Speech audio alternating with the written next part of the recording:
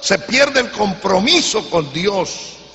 Y entonces comenzamos a permitir que gente impía, que gente pecadora, que gente mundana, que gente que no ha tenido un encuentro personal con Dios, que no ha nacido de nuevo, que no ha sido tocada por Dios, que la palabra no le ha ministrado, que la palabra no ha pulsado cual espada y ha traspasado su corazón, permitimos que ellos ministren en el altar, que se suban allí a predicar, que se suban a dirigir la alabanza, que sean los maestros o los instructores o conductores o líderes de alabanza. Y hoy se les llama ministro de alabanza, salmista, porque aprendemos un lenguaje que va por ahí, por el aire, por todas partes,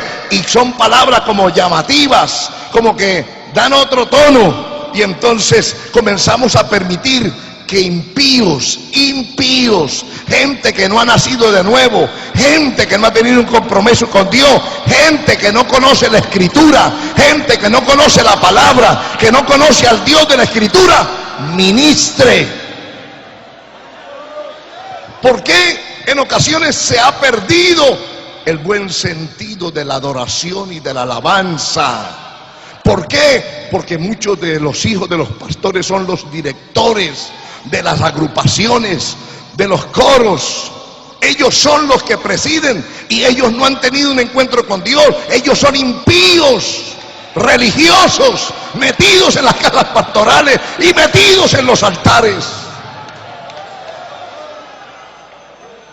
Y muchas veces el pueblo consciente, por ser como es el pastor, nadie se atreve a decir nada. Y hay una murmuración que afecta, que rechaza la presencia de Dios, porque el pueblo está inconforme, la gente no está siendo alimentada, la gente está siendo estropeada, la gente está siendo lastimada, porque les han colocado a directores de alabanza, a impíos, a gente con otra mentalidad, con otro conocimiento, sin haber pasado por el Calvario, sin haber pasado por donde tiene que pasar.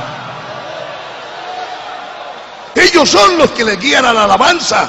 Entonces por eso meten cuanto ritmo mundano, carnal, que encuentran en la calle, lo quieren meter. Por eso usted ve en muchos otros lugares cómo anda, hermano. Vaya, mire por la televisión agentes que llaman disque cristianos, vaya, éntrese a otros lugares donde supuestamente alaban a Dios y usted no ve que eso sea alabar a Dios. Parece una discoteca, parece cualquier otra cosa menos templo y casa de Dios, puerta del cielo. No hay adoración, no hay nada. Lo que hay a veces es una brincadera, lo que hay es una cosa de exhibir lo que hay en su carne, puro emocionalismo, puras situaciones que no conducen. Y mucha gente de ustedes que ministran a los jóvenes, por favor, acaben con ese mensaje ilusionista, metan la palabra de Dios. Eso de llegarle a decirle a la gente, porque es lo que oyen por allá por otra parte, campeones, eso es levantar la autoestima.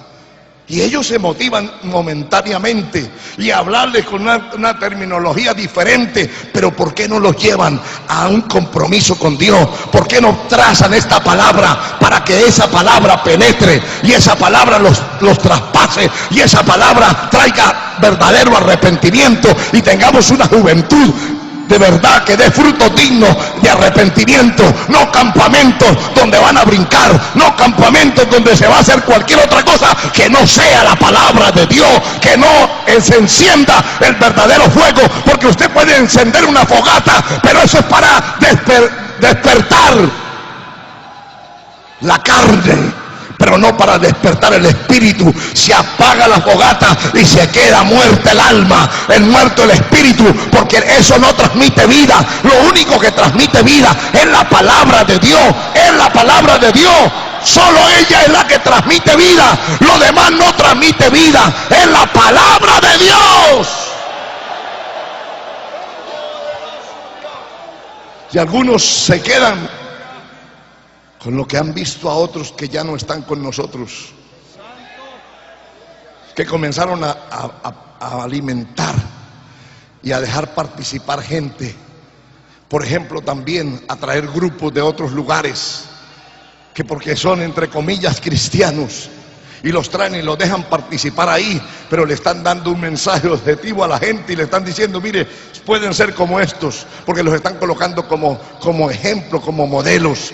No, hermano, así se enoje quien se enoje, no le dé el mensaje, el altar a nadie que no cumpla con esta palabra. No le dé el mensaje y el altar a impíos.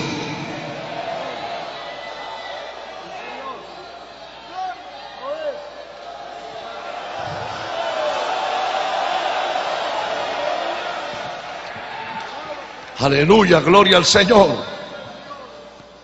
Esta gente estaba en una condición muy tremenda, pero ¿quién lo estaba permitiendo? ¿Y no es eso el pan de cada día hoy en día? Perdone la redundancia. Es que como en mi hijo, como la hija es la que está ahí encargada, y la hija, mírele cómo se viste la hija.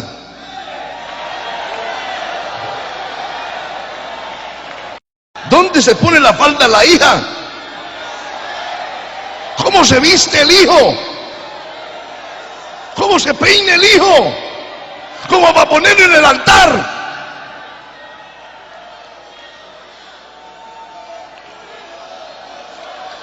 El vestido de los hijos, ¿cómo es?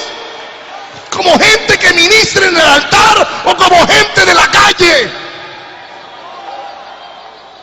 Pero la gente, ay, como es el hijo, ay, es mejor tenerlo ahí que tenerlo por allá en la calle. Si yo no lo dejo ministrar, se me va para un bar. Si yo no lo dejo ministrar aquí, se me va, no viene al culto. Y así hay muchas madres haciéndole presión a los hombres, a los esposos, porque son las primeras en llorar y las primeras en reclamar y en primera hacerle la guerra cuando el hombre trata de ponerse los pantalones y de poner la palabra donde tiene que ponerla. Hermano, si hay que poner en disciplina a su esposa, póngala, pero sea valiente para mantener la palabra, para mantener la doctrina, para mantener la santidad.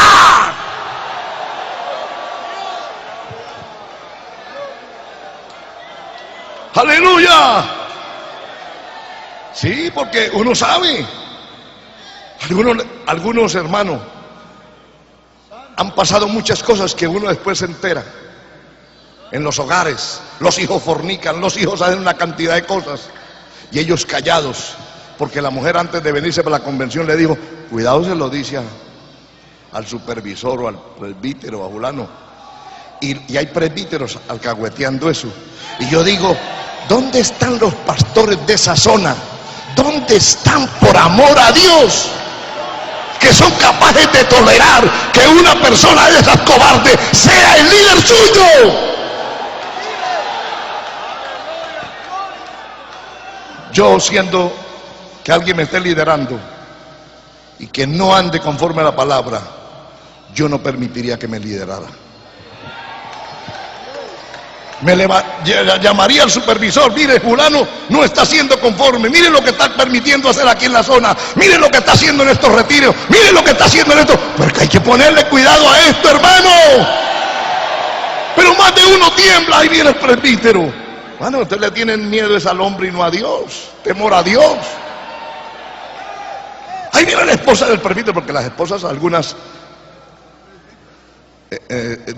no son, porque a nadie, usted no ve que las pasan aquí a nombrarlas, porque ellas no tienen ninguna incidencia.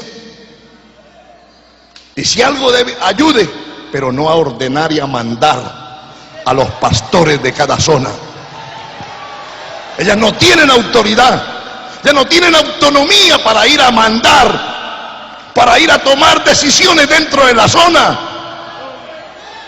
Ellas no pueden hacer eso. ¿Cómo ustedes permiten eso? Alabado sea el nombre del Señor. Alabado sea el nombre del Señor. Pero es por eso, por esa liviandad, por esa falta de autoridad, por esa falta de espiritualidad, por esa falta de búsqueda de Dios. Como no hay una vida de oración, no hay una vida de meditación, no hay una vida espiritual, es una vida más bien material, carnal. No hay un encuentro con Dios, hermano, no hay nada. Uno le da tristeza ver, por ejemplo, pastores. Y yo le decía al pastor que vamos a unas reuniones de presbíteros, los presbíteros, yo no sé, a mí me entra, y yo le decía al pastor, ¿será que las mujeres les exigen cada 10 minutos que las estén llamando? ¿Será que tienen otro? Yo a algunos le pregunté, es que su presbítero tiene una tienda, tiene un negocio, que no puede estar en las reuniones porque tiene que estar saliendo, y lo ve uno diario con el teléfono. Bueno, uno tiene más compromisos que ustedes, y uno cuando entra a una reunión es a una reunión, cuando está en esto es en esto.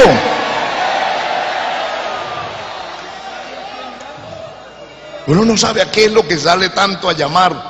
Llegan tarde y se van el último día. Algo pasa, hermano. O sea, eso no es normal. Para mí se me mete a la cabeza, debe haber una caída, debe haber un resbalón, debe haber algo tremendo, algo oscuro hay en esa persona, algo pasa. No es normal. No es normal. ¿Cómo me voy a ir yo, por ejemplo, hoy y no estar mañana? ¿Cómo? Hay un presbítero que tuvo que irse porque le murió la madre. Un caso de esos cualquiera. Sin embargo, avisó. Nos hizo partícipe de lo que le había pasado. Pues claro, hermano, lo lamentamos, vaya. Es un caso diferente. Pero después de ahí, hermano, eso no puede ser. Eso está demostrando deterioro espiritual. Eso está demostrando deterioro, descuido. Eso está demostrando que adentro las cosas no están marchando bien, que lo que estamos viniendo a llenar es una apariencia, pero que adentro no hay espiritualidad, que adentro no hay compromiso con Dios, que adentro no hay una comunicación con Dios. Y esto es lo que quiere Dios, que nosotros nos volvamos a Él, que nos volvamos a Él, que nos renovemos, que le digamos: Señor, aquí está mi vida, basta ya de esta basura, basta ya de esa aridez espiritual, basta ya de esa tibieza, basta ya de ese conformismo. Hemos venido a rendirnos delante de tus pies porque creemos que sin ti nada podemos hacer. Aleluya, gloria al Señor. Entonces usted como pastor no admita líderes, gente que no se someta a la palabra de Dios. Presbíteros, no pongan a participar a los pastores en nada si sus esposas no se someten a Dios. O ese pastor debe poner a su esposa en disciplina, esas que se viven tiñendo el pelo, tinturando el pelo. Amén. Algunas dicen: no, es que ya tengo el cabello normal, el color normal, pero cuando tenía 20 años o 30 años, ahora tiene más de 60. Tiene que tenerlo canoso. Hermano, tiene que someterse a la palabra, a las normas establecidas por nuestra iglesia, por nuestra misión, por la doctrina. Tiene que someterse a eso, hermano. Y cada presbítero debe llamar y decir: hermano, si usted no es capaz de llamar, llame al supervisor y informe ese caso. Pero hay que ponerle tajo a esto, hermano. Hay que parar esto, hermano. ¿Qué es lo que hace usted, presbítero? Por ejemplo, antier llamamos a unos que van a ver: ¿está dispuesto? ¿Es capaz? ¿Quiere o no? Para que nadie, y si alguno de los que están cree que está obligado a ir de presbítero, renuncie ahora mismo, pero déjele a otro que sí pueda hacer lo que tiene que hacer en su zona. Y una de las cosas que tiene que hacer es contener el mal. Amén. reprender la mundanalidad. Esta obra no va a cambiar y se está caracterizando siempre y se ha caracterizado por mantener, así nos critiquen los demás, así nos crean que somos anticuados, cavernícolas, como nos quieran llamar, que somos unos pobres fanáticos, que no sabemos nada ni de dónde venimos ni para dónde vamos. No importa, vamos a mantener esta palabra, esta doctrina, vamos a mantener el temor, el respeto, la obediencia a Dios.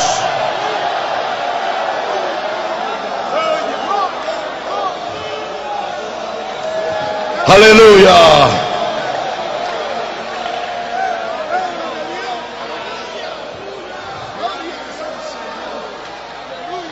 Este hombre se convirtió en un ministro descuidado e irresponsable. No se preocupaba por mantener el celo, la disciplina en la casa de Dios. Dejó que la lámpara se apagara, permitiendo el manoseo de las ofrendas, permitiendo el adulterio, empezando por sus propios hijos. No estorbaba a sus hijos, a pesar de saber el mal que estaban haciendo, a pesar del daño tan grave que estaban haciendo estos hombres. Nunca se lo estorbó, nunca tomó acciones. Solamente: hijitos míos, yo oigo cositas, hijitos, yo los quiero mucho. Para mí, aunque ustedes ya estén viejos, siguen siendo mis niños. Así no la gente que habla así. Cambiemos esa forma de hablar. Siguen siendo mis niños, hijitos, yo los quiero mucho, pero por ahí la gente me molesta, la gente me está inquietando mucho. Y los hijos dicen: ¿qué importa que critiquen, papá? ¿Que usted depende de lo que la gente diga o qué? ¿Sí o no? Así no le dicen a usted. No, ellos verán. Si no les gusta, así que se vayan. Ajá. ¿Verdad que sí? Que se vayan. Y más si es una ovejita esa que no tiene, que antes más bien le hace falta lana, más ligero le espanta para que se vaya. Pero a esos lanudos, así sean mundanos, adúlteros, como sea, ahí los mantienen. Los visitan todos los días, los están llamando por teléfono, los están invitando a todas las actividades.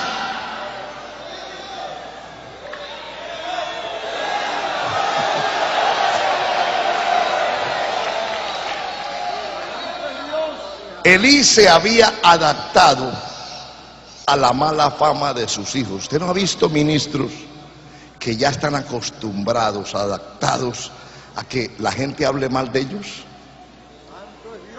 Que digan: mire, que su hijo es esto, que su hijo es un pillo, que su hijo es un ladrón, que su hijo asaltó a aquel, que su hijo robó al hermano de la iglesia, que su hijo, mientras entraron a la casa, hicieron esto y lo otro, que su hija esto, que su hija vive con uno y con otro, que su hijo, mire, como tal. Todo eso ya ellos apenas se han adaptado y se han metido tal vez un poco de ser en el oído y ya casi ni oyen. Y entonces, cabizbajos, diciendo: eso no, son los que no molesten, son maleados que son, que siempre están en contra. Eso es como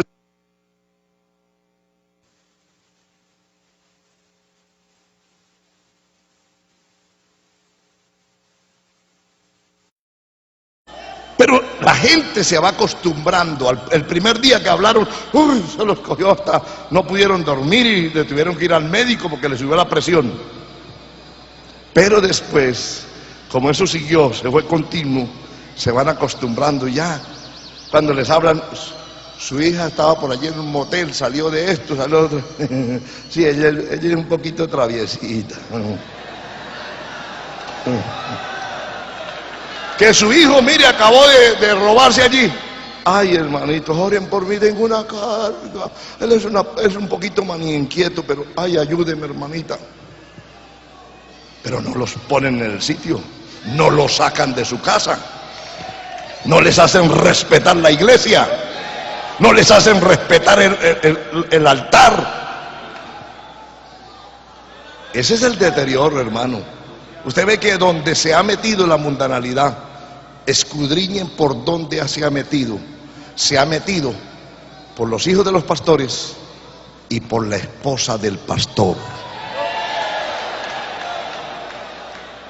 ¿Qué dicen ustedes? Sí, por ahí es que ha asomado.